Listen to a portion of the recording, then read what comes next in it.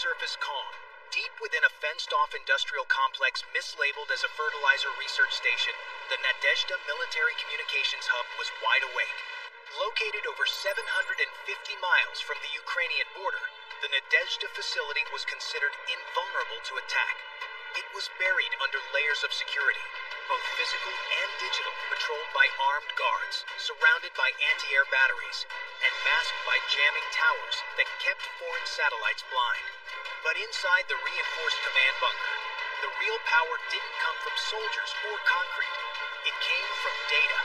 This hub wasn't just a relay station. It was Russia's central coordination node for satellite-linked battlefield communication in eastern Ukraine. From here, encrypted signals were bounced to GLONASS satellites, and then funneled down to mobile command posts near Donetsk, Kharkiv, and Luhansk. The facility allowed Russian generals to give real-time orders across thousands of miles.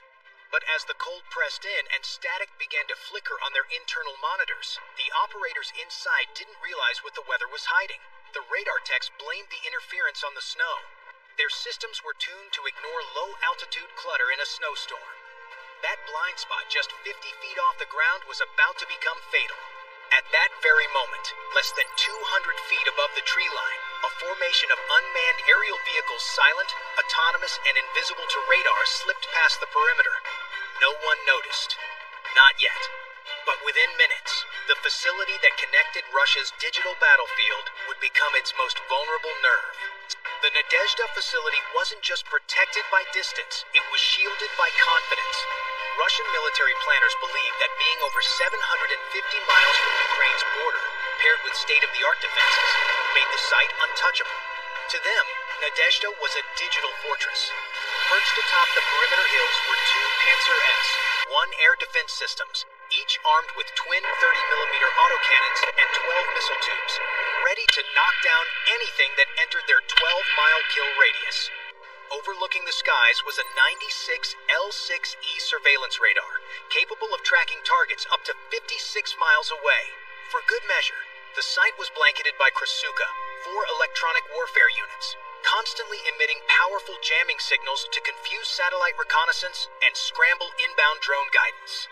To the Russian command, this meant one thing: immunity. The operators inside Nadezhda had grown complacent, convinced that no UAV could reach them undetected, let alone cause real damage. They saw themselves not just as protected, but as invisible. But their systems weren't designed for what was coming. The 96 L6E's radar band was optimized for mid to high altitude threats, ballistic missiles, cruise missiles, even fighter jets.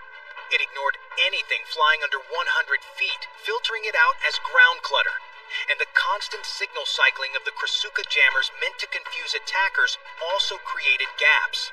Every few seconds, there was a window of radio silence, just long enough for something small and smart to slip through. What they didn't know was that those brief gaps were being watched, recorded, and studied by Ukrainian UAV operators for weeks. As snow fell quietly on the antennas and sensor domes, the air defense crews had no idea. They were already blind, and the enemy wasn't coming with missiles. It was already inside the fence, small, silent, and waiting for the signal to strike. While Russian radar crews at Nadezhda cycled through their routine, confident in their fortress of jammers and autocannons, 18 unmanned aerial vehicles were already closing in, invisible to radar, inaudible to human ears, and completely off the grid. Launched from a covert forward base in eastern Ukraine, the drones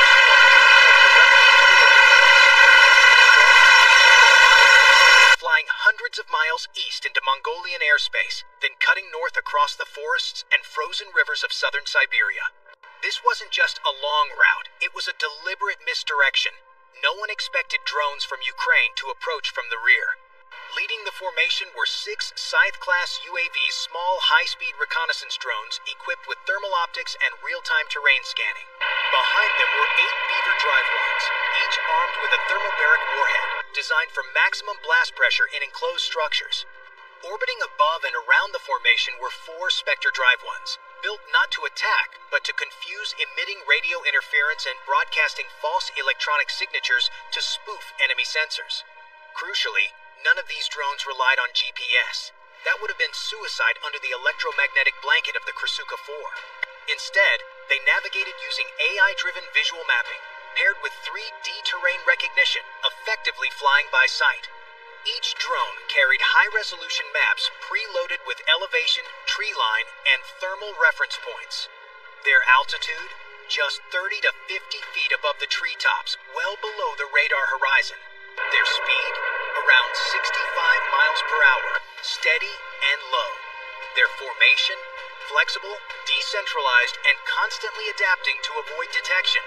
By the time they neared the Nadezhda facility, they had already bypassed everything Russia had built to stop them. The fortress was still standing, but the ghosts were already inside its walls. As the drone swarm descended through the tree line east of the Nadezhda facility, the trap was already unfolding.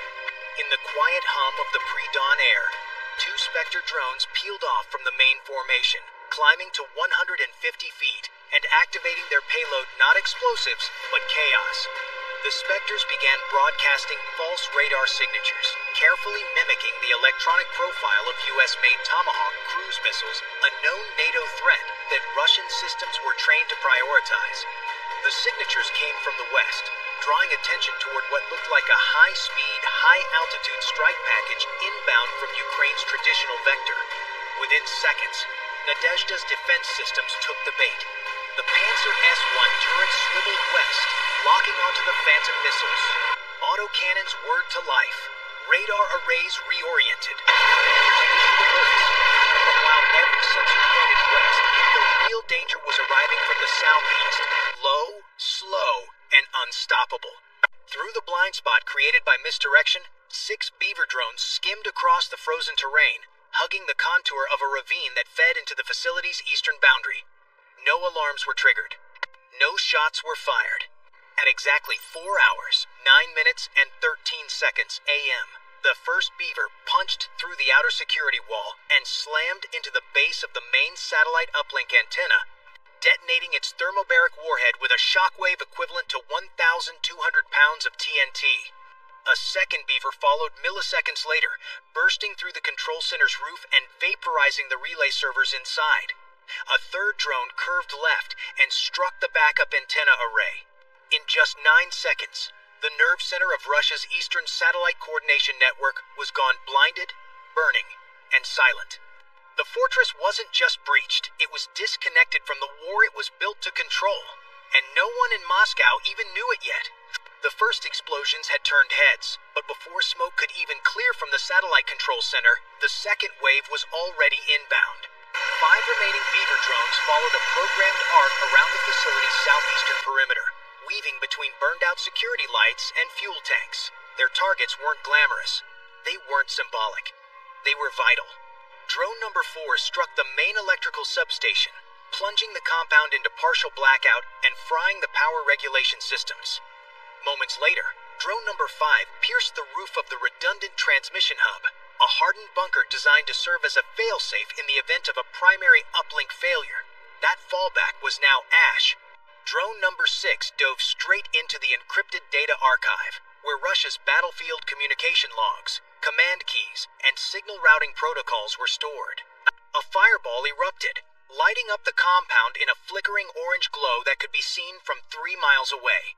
At the same time, 3 remaining Scythe drones, smaller and faster, executed surgical strikes against mobile support assets. 2 mobile command vehicles parked near the antenna towers were hit dead center. Secondary explosions suggested onboard ammo or fuel. The last Scythe banked left and fired a microcharge into the satellite signal repeater array, splitting the structure in half like a snapped mast. Within 80 seconds, the entire Nadezhda facility, once a linchpin of Russia's military satellite communications, was reduced to a burning carcass of twisted steel and melted optics. Every major transmitter, backup relay, and antenna was either destroyed or in flames. The fortress that once linked Moscow to Donetsk, to Luhansk, to the front lines, was now mute. No emergency broadcast went out. No recovery signal was sent. Russia's command and control structure didn't just lose a facility, it lost its voice. By 4:10 a.m., the Nadezhda facility was no longer a battlefield asset, it was a crater. But the true damage reached far beyond the smoke and rubble. With the central uplink destroyed, 4 Russian military satellites responsible for tactical coordination across eastern Ukraine went dark. Their encrypted command links vanished, replaced by static and confusion.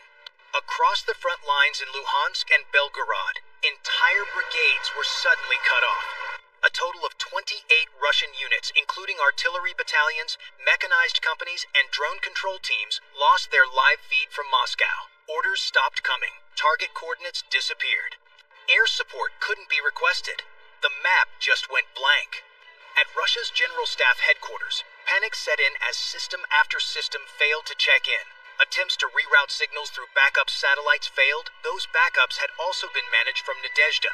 Digital relays flickered. Secure voice channels went silent. A battlefield built on synchronization suddenly splintered into isolated cells. The estimated loss? Over $1.1 billion in destroyed infrastructure, satellites, encrypted hardware, and command nodes. And that's not counting the intelligence value of what was incinerated. Years of communications, archives, and signal logging data gone in minutes. But the worst damage wasn't monetary. It was temporal. For 12 full hours, the Russian military had no clear picture of its eastern front. In that vacuum, Ukrainian forces launched a coordinated strike on 2 contested strongholds, retaking supply routes, capturing artillery positions, and forcing Russian troops into retreat before Moscow could even react. In modern war, 12 hours is an eternity, and when your satellites go silent, your generals are blind, and your units are mute, that eternity becomes defeat. The drones didn't just destroy a facility. They shattered the rhythm of Russia's war.